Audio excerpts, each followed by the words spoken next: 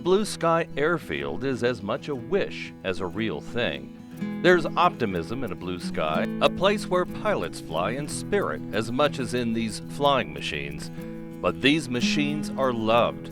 They are nothing less than chariots to the clouds. This is a T-34. This aircraft was built by Beech Aircraft in February of 1956 and delivered to the Air Force in March of 1956. Tom Nichols owns one of the 14 hangars at Blue Sky, and like the other owners, he's a pilot who collects planes.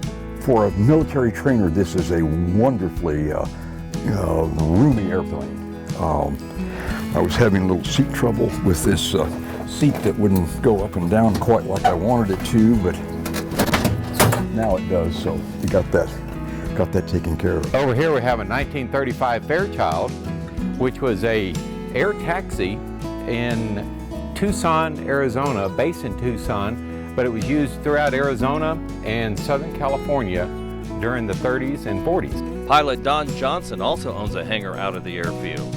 I got my license at 17 when I was in high school, and I flew in the Air Force for 7 years. I was an instructor in the Air Force and got out, and I've always flown even since then. At the Blue Sky Airfield, pilots congregate and compare their collections. Some are building planes, and some have finished. Some like to just own a part of history. Well, this is a Piper L4A. It's a 1942. They used these World War II for training and for liaison and artillery spotting, that sort of deal in the war. This is the gas gauge, and it is a cork on a stick. And when the tank is full, the cork sticks up like that, and as the tank empties, the cork goes down, and when it gets near the bottom, you know it's time to land. This is a 1942 Boeing Stearman. It was built in the spring of 42. Actually, this one was rolled off the assembly line in March of 42.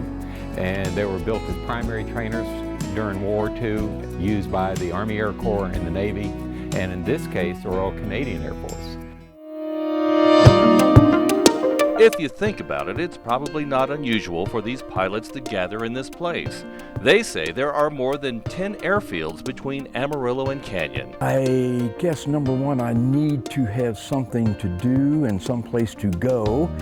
And then when I get out here, I can either work on an airplane or clean an airplane or work on one of the Jeeps or rebuild one of the old trailers, military trainers. It seems like I've always got something to do out here. I never completely get finished. Celebrating the Panhandle Spirit, Larry Lemmons, ABC 7 News.